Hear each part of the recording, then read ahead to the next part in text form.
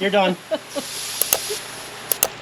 On this episode of Mad Ginger Customs, we're going to see if we can change a 33-inch tire on a manual tire changer from Harbor Freight.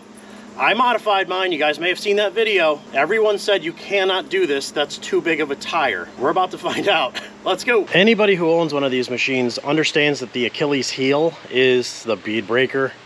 Mine's already kind of all stretched out pretty bad, and it doesn't move well because it's starting to tear through. This should probably be remade, but let's see how far we get. Also, you guys have seen me use this cone before. I had to buy a bigger cone because that's a 1-ton. I'm hoping the one I have is going to be wide enough. It certainly doesn't look like the one I have is going to work. That looks way bigger.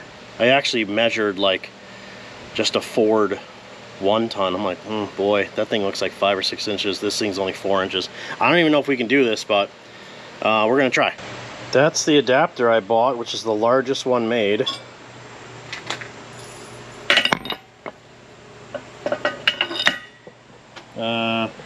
That's not going to work. Oh, that's... Okay, thanks for watching. I got to figure out something else.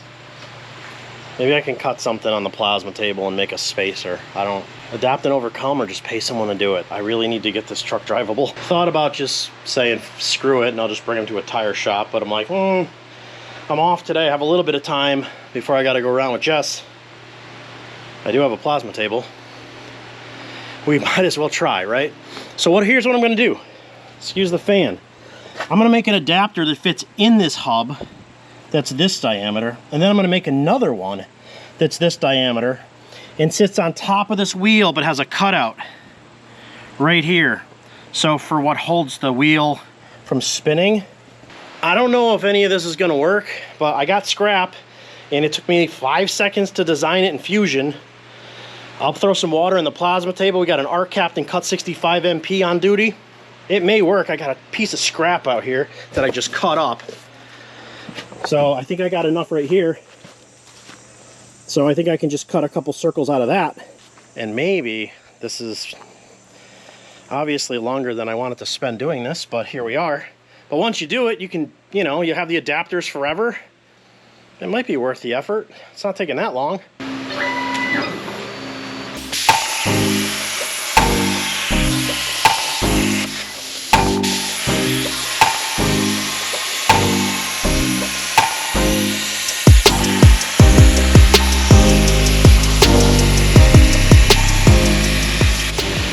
Unfortunately, it's like just a hair too big diameter on the outside, so I got to make it smaller, but it looks like it'll work.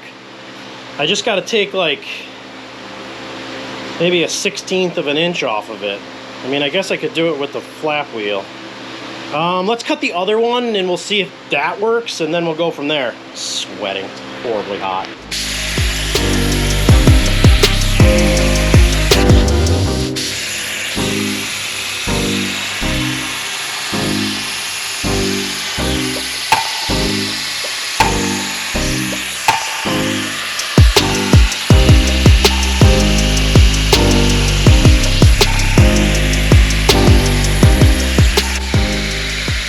Look at the cut on that, huh?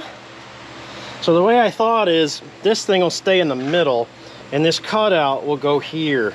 Now granted, the wheel's really not centered, and we're gonna have to put something around this so it doesn't scratch the wheels up. But like that'll work. And then it'll hold the wheel down, That's pretty good. That'll work. Okay, so I just got to make the other one just a smidge smaller. I took like 25 thousandths off it. I know that's not a lot, but it just about fit, and I want it as tight as I can get it. If that's not enough, I'll just do it by hand, but I'm going 48 amps on it. That's a lot for quarter, and I'm going 30 inches per minute. So that thing is about 62 PSI when it cuts. It's actually giving me a really good cut. There's very little slag. Now, granted, this is old, rusty garbage, but it actually is cutting it fairly well. This isn't actually sitting very straight because there's slag on the bottom. I think it'll still be okay. If I lift it up, I think it'll be fine. Let's bring it up. And the 0 axis is, and then we are going to hit go and hope and pray that this one works.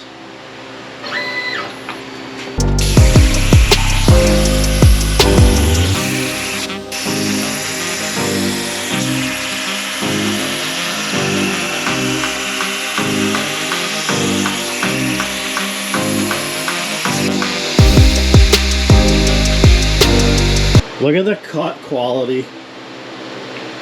That's ridiculous. Now look at the slag. There's hardly any, really. That stuff just taps off with a screwdriver. Like, gone. See?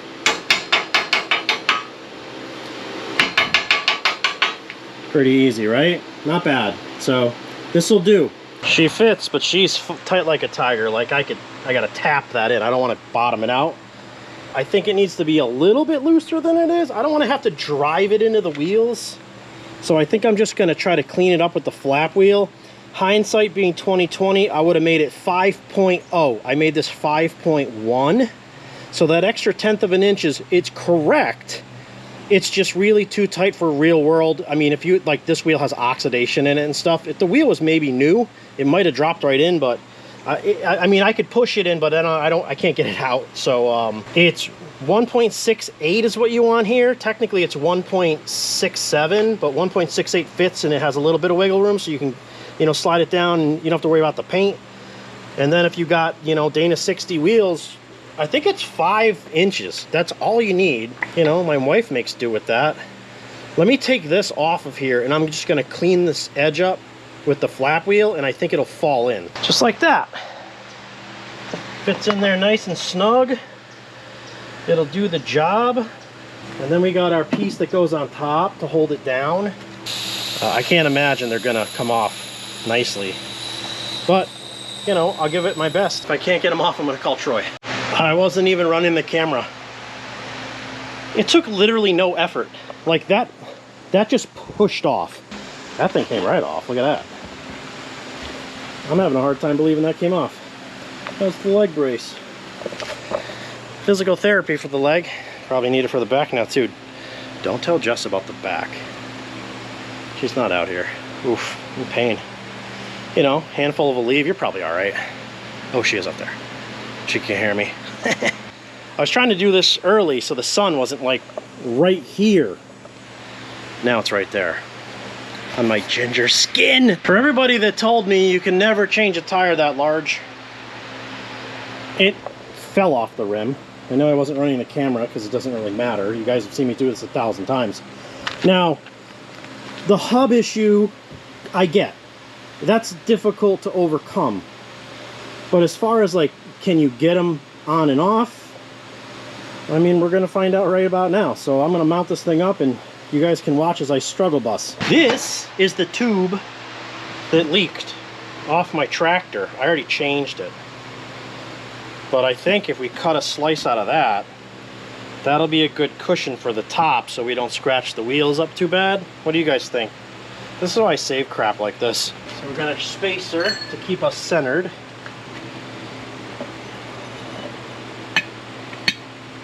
The wheel has to go this way. Kind of it. We got our little gasket we made to kind of protect the wheel, and then our little stomper pad, which we got to make sure the gasket's underneath it all the way. I think this is going to work. Okay, so now we center up this little square part that never is square, and then we're going to give it to it. Now I'm trying not to ruin the wheel, obviously. Not that they're particularly nice. I'd rather have steel wheels on this, to be honest with you, but I don't really have any more money. Now, we got our big hog on this thing. And hopefully this all goes swimmingly. Now, just so you guys know, you can actually buy this exact adapter that I made here literally the exact one, like same design and everything, from like Vivor or like one of these import companies. They literally sell the same thing. I didn't even know that, but they do. So they just started making those. They're only like, I think they're like 40 bucks.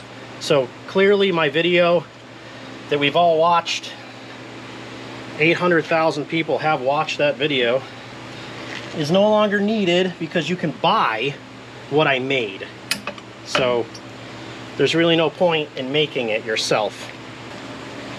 This is just soapy water. I do actually have tire mounting stuff now. I know, we're evolving.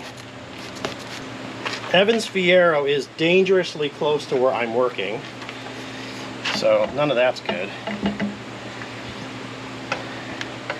Yeah, that's gonna work. So which way do I go? Oh, we can just get by the Fierro. No, that's not gonna work. It's gotta go this way. Can I get by the Fierro?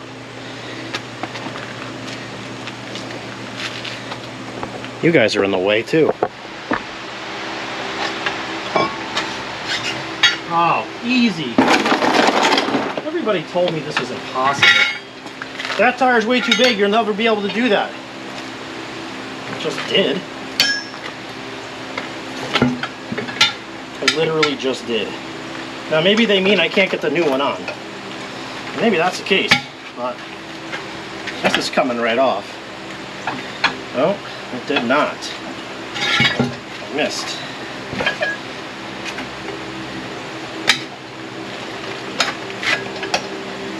This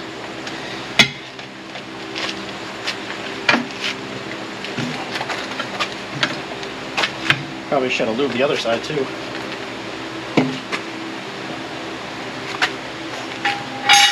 I did it. I did it. Woo! Woo! Did it. Feeling pretty confident. I guess we'll see how I feel when I hit the second and third one. By the fourth one, I'm gonna be like, no, hurting. Anywho, got the second one off. Needs to go here.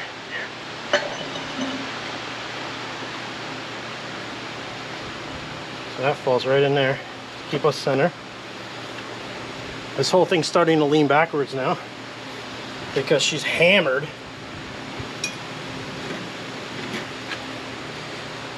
Now we get our little sock on there. Like that.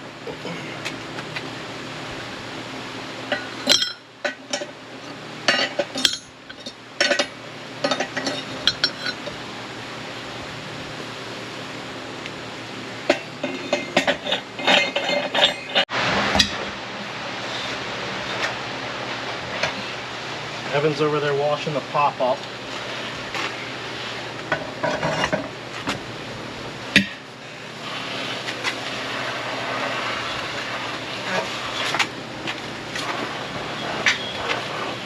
So let's try to get the dot lined up. Rawr.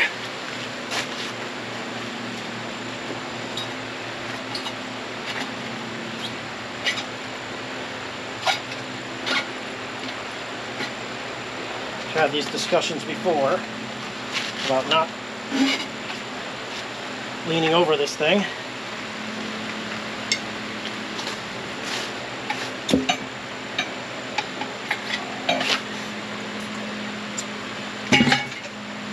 There we go.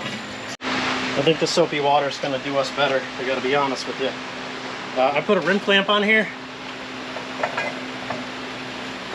hoping to keep this where we need to be. And we're looking to drive this thing below the safety bead.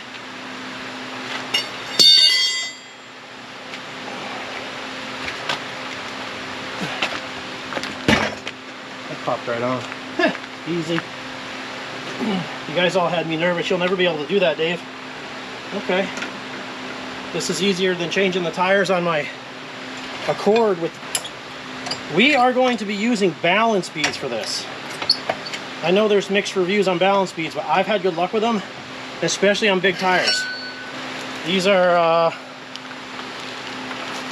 4tirebeads.com. I'm not sponsored by them, but this is 4 10-ounce bags, because each 33-inch tire, like a mud tire, should take about 10 ounces per almost every website.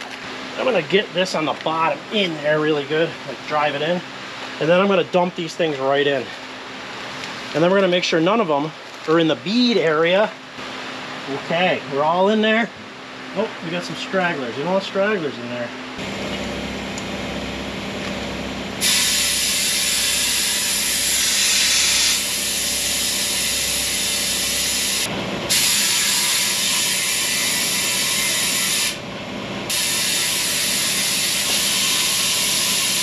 I'm sorry you missed the satisfying pops. I didn't think I was gonna be able to get this on by myself, and I didn't know where Jess was. So for one more chance, I was like, oh, maybe if I use my leg and I can get both arms around it, it actually works. So next time I'll grab Jess.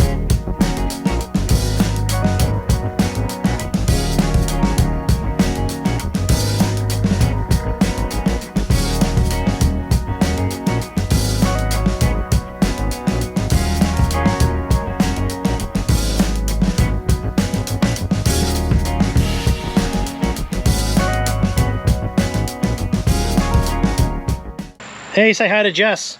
Here she is, actually in a video for once.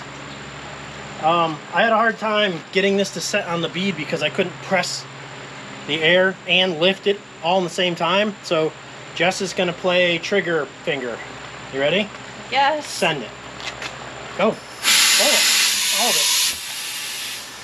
All of it. Keep it going. Yep. Keep going. Keep going. It's gonna do the pop. You love the pops. Ready? Ready? Ah! You're done. Try to break that last bead. This is where we're at. Wrecked. Yeah, that's a perfect end. Yeah. Oh man, I got the third one on. Just help me. This is, yeah, we're okay. Perfect. I don't care, I'm finishing. I broke that arm off. I took a piece of stainless steel pipe, drilled 2 holes in it, boom, back in business.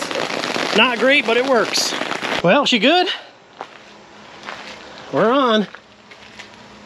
All right, guys, I'm literally a drenched rat. It was pouring, I was still working because I didn't care, just need to get it done. So, can you change a 33-inch tire on a manual tire changer? Probably. Mine is dead.